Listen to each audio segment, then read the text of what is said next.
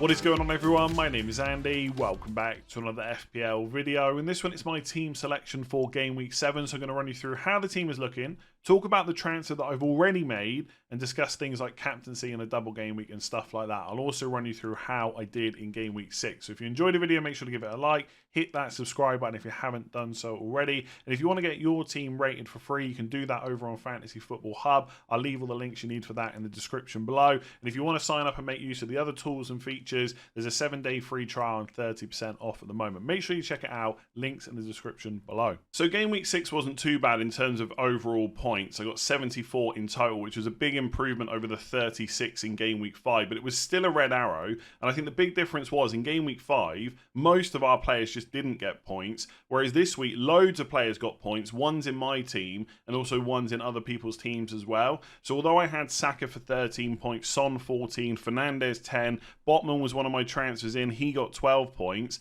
I didn't have Trippier, who got 16. Salah got another 10-pointer. Matoma smashed it as well. His ownership is quite high. So it was a good total score, 74, but it was still a red arrow. A much smaller one than in Game Week 5, but still not great. So I've fallen down to 961k, just clinging on to the top 1 million. Still not panicking, very early on in the season, but I would like to get a couple of green arrows soon if I could. In terms of the other players that scored points, obviously Pickford didn't get me anything. We're now 6 game weeks through the season. I still haven't had a goalkeeper clean sheet. The only silver lining is I didn't expect one this week anyway, right? I wasn't holding out hope for a clean sheet against Brentford away. And if I'd wildcarded, I would have gone for Flecken. And he obviously conceded 3 goals, so he wouldn't have been any better. I know that people had Leno and Johnston, but I wouldn't have transferred them in anyway. So I'm not really worried about that decision. He's got some good fixtures over the next couple of weeks.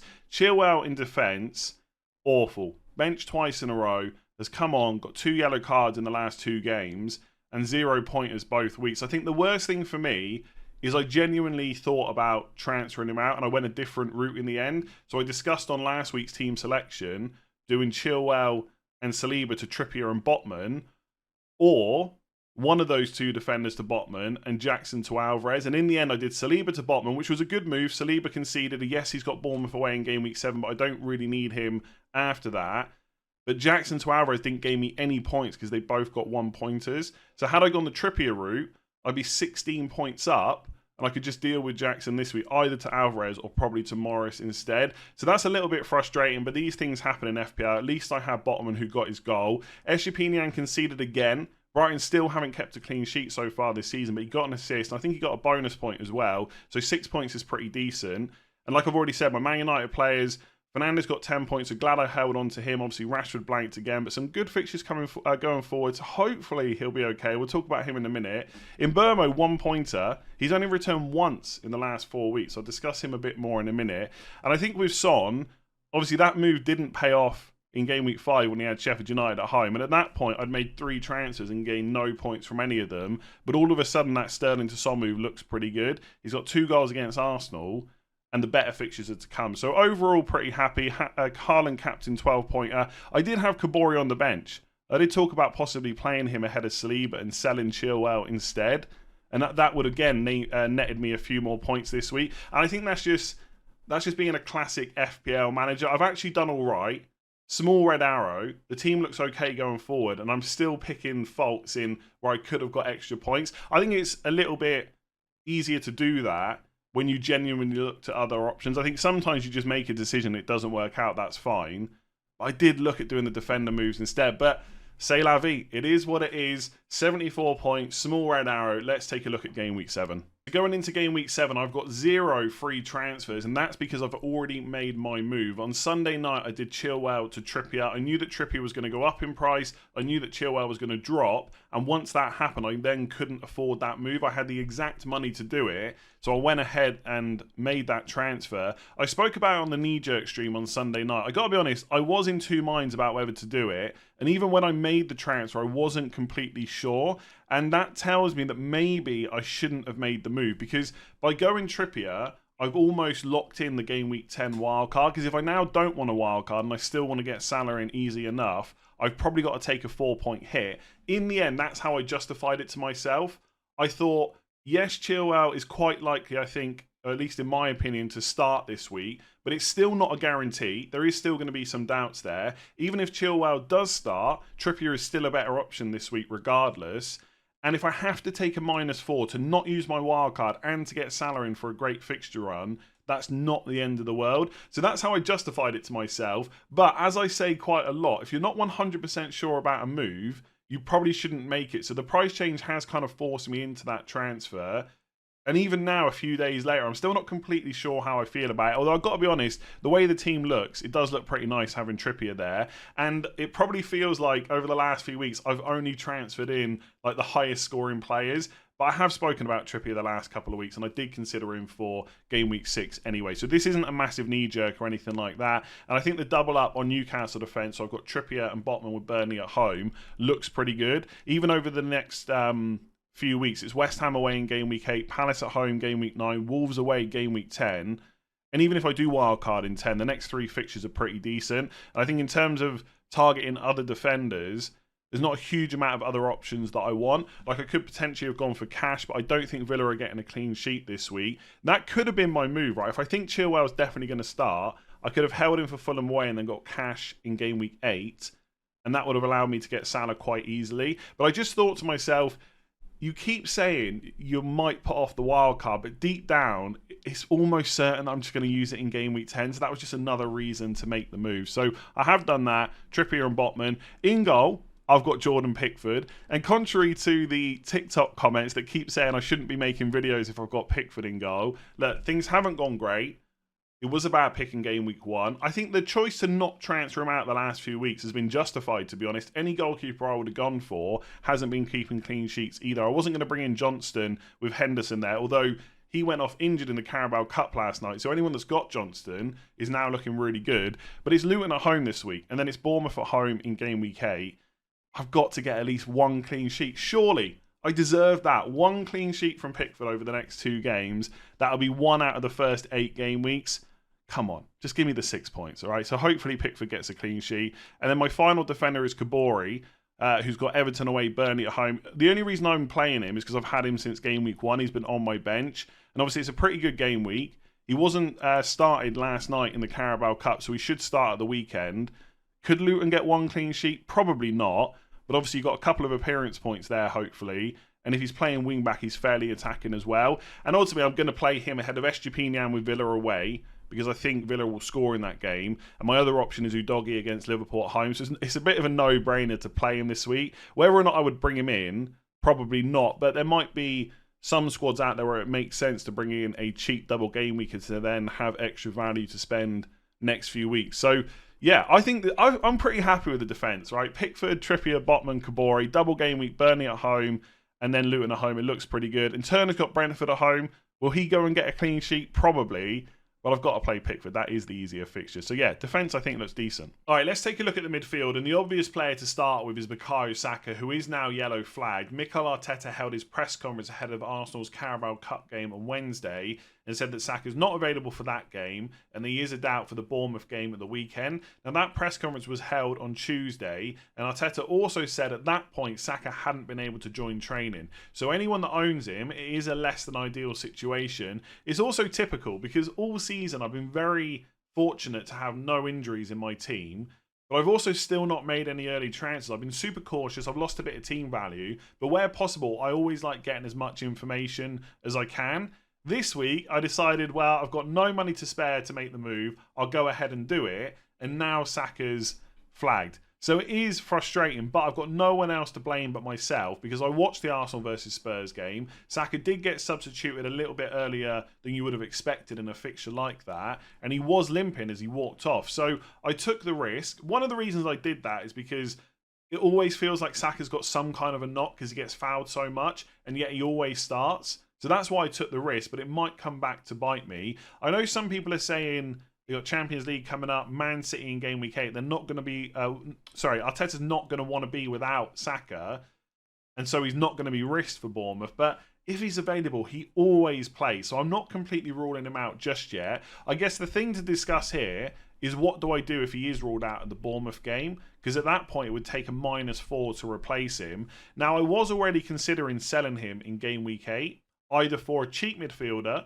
to allow me to get Salah easily and then to bring Saka back in for kind of game weeks 10 onwards, or to someone like Maddison as a short-term punt before wildcarding Saka back in. So in game week 8, they got Man City at home, and in game week 9, they got Chelsea away. Now, obviously, Saka is a great option. He's on penalties. He's always going to start when he's fit. Great minutes as well. He could easily pick up points in those kind of fixtures.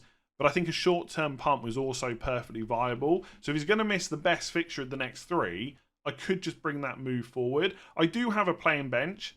So I've got Archer against West Ham away, Estepinian against Villa away, and Udogie against Liverpool at home. I think the 2 defenders will concede, so then I'm hoping for attacking returns.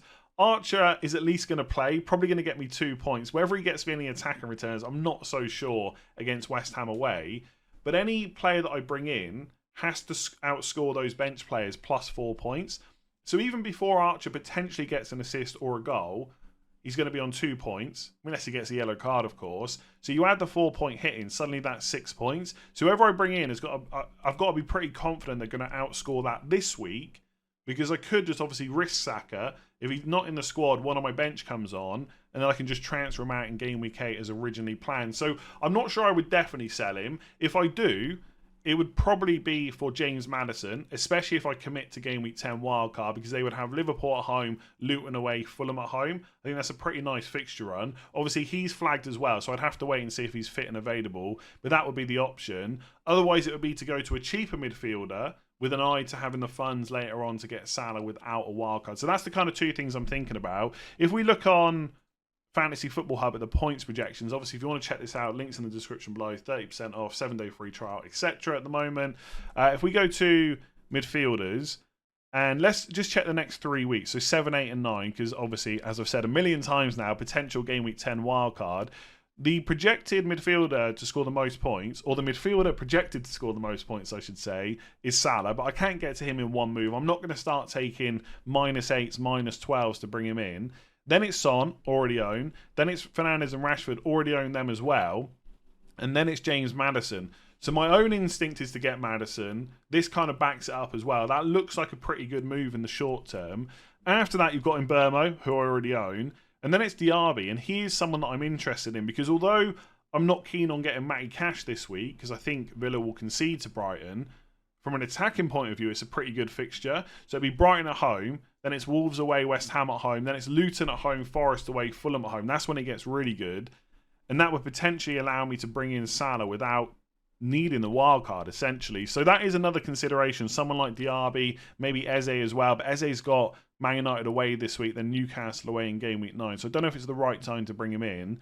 But I think James Maddison would be the obvious one. It's just whether James Maddison is worth it, a hit, over just playing one of those bench players. And I know it seems exciting to just get Maddison and obvious that that would happen. But if Archer was to nick a dodgy assist or get a dodgy goal or something like that, all of a sudden you're looking at 9-10 points plus that Maddison would have to hit this week. So it's not as obvious as maybe as it sounds when you say it out loud. Just to quickly run through the other midfielders, because we spent a lot of time on Saka.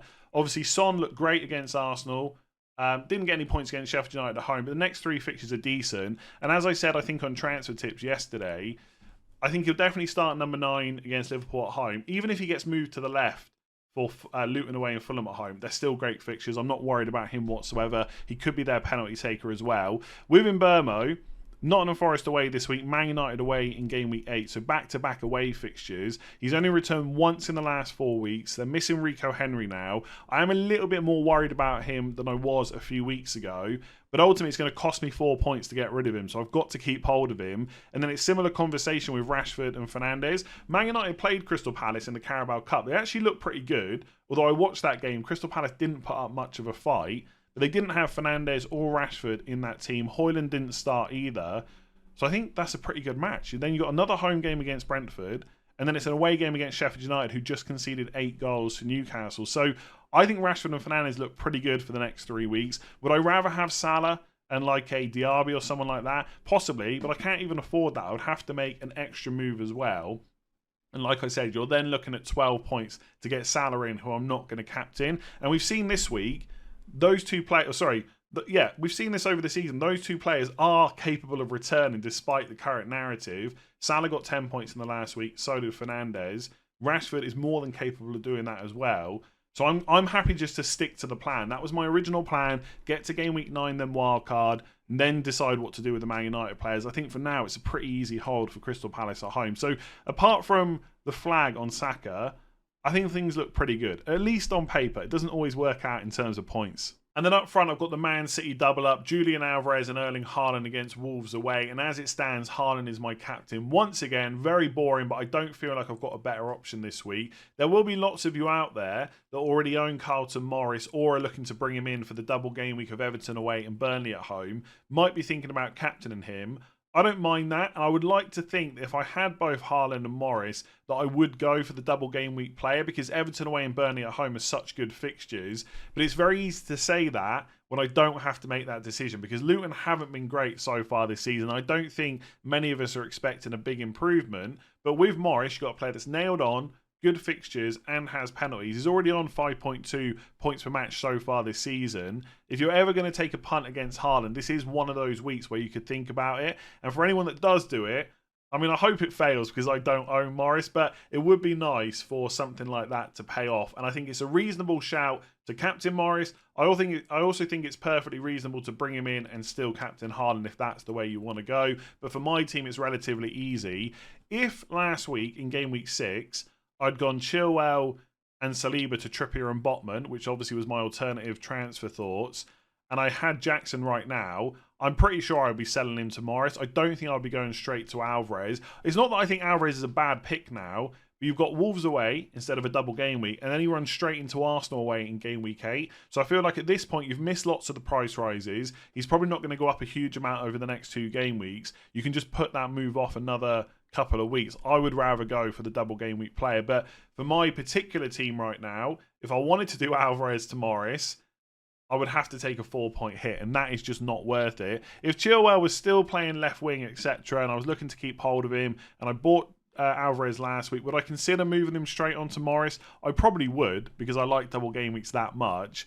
But for my team, as it stands, -4, just not really worth it. So I think the team is looking pretty good. At least I've got one double game week player. That makes me slightly happy. I could be happier if I had Morris, though.